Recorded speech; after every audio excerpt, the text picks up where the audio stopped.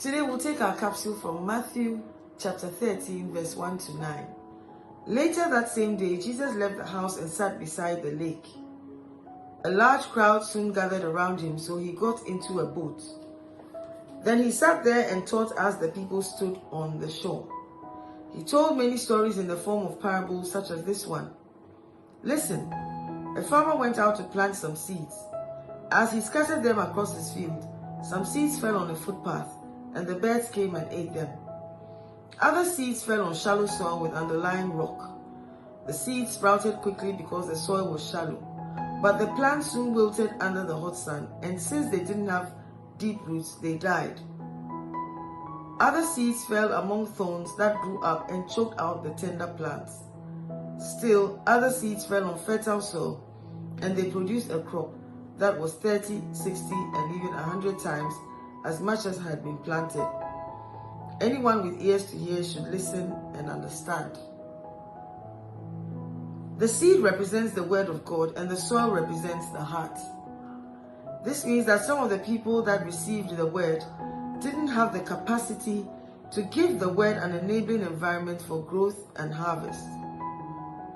Our hunger for Christ and the things of God determines our capacity to thrive in Him.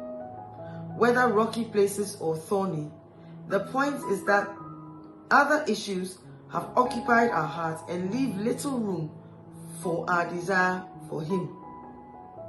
Take a scale, for example. It will balance to whichever side you put more on. Same here. If we focus more on other stuff, we leave less room for God and His word. The seed is great. The sower is faithful. The issue is the capacity. Capacity is our individual responsibility. We can increase our hunger for God. We can desire more of Him. The funny thing about opening up for more of Him is that we learn to do it by doing it. As we take that first step by intentionally surrounding ourselves with worship, the scriptures, sermons, etc., then we increase our appetite for the Word of God. In case you are wondering why you should bother with this, let us remind ourselves that the good soil was able to manifest a great harvest.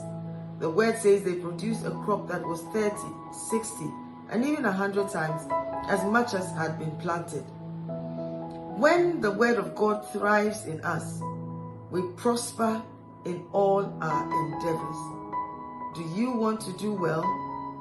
Then wholeheartedly receive the Word of God and let it do its work in you to bring you to every expected end of God.